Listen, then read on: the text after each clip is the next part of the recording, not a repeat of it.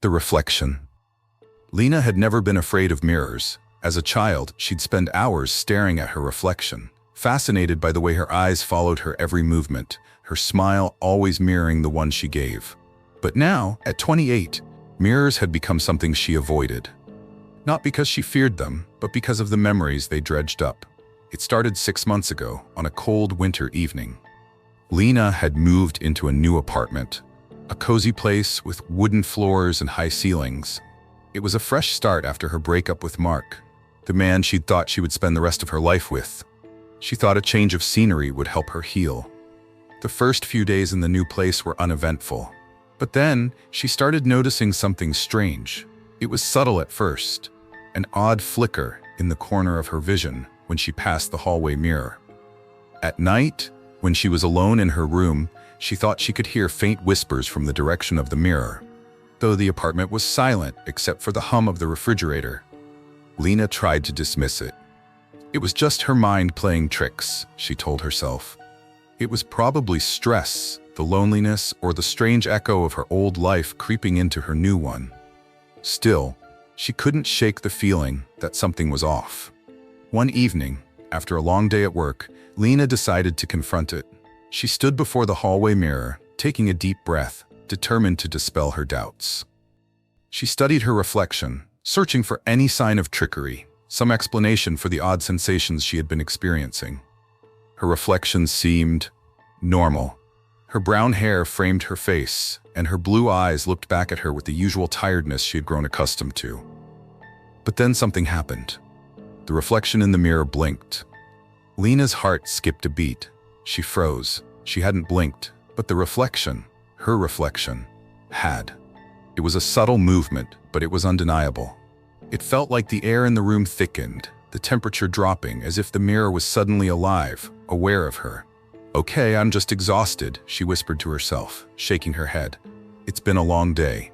She turned away, her legs shaking slightly, but as she walked away from the mirror, she swore she heard a faint voice whisper her name, soft and breathy, as though it was coming from the glass itself.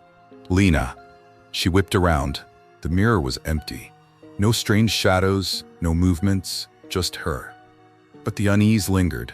The following nights were worse. The whispers grew louder. Sometimes when Lena woke up in the middle of the night, she'd hear her own name being called from the direction of the hallway. And sometimes, just sometimes, she thought she saw her reflection moving without her.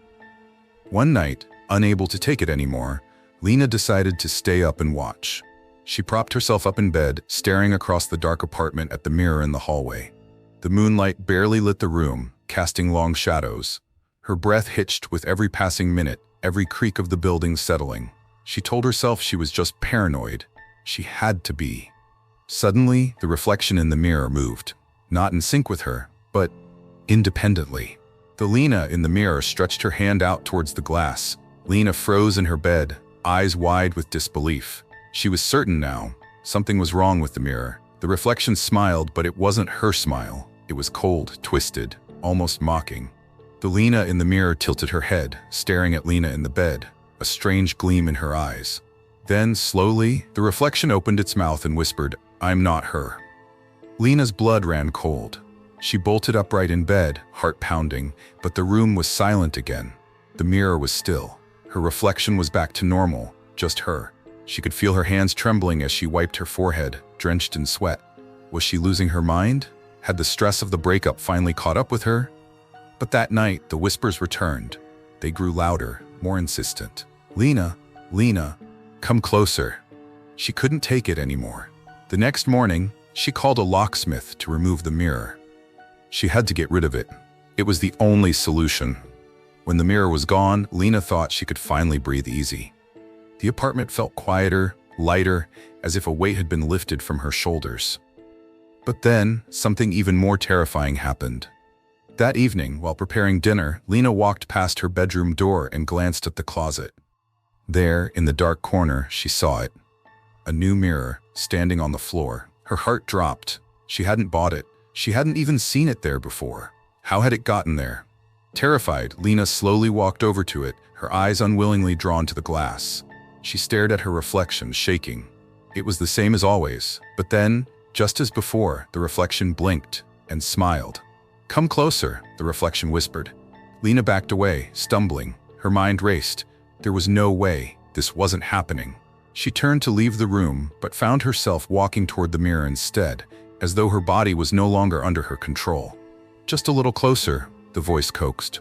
"We've been waiting for you." Lena reached out, her hand trembling. As her fingers brushed the cold surface, she felt a jolt of electricity shoot up her arm, the sensation crawling through her skin deep into her bones. The reflection in the mirror, it was no longer hers.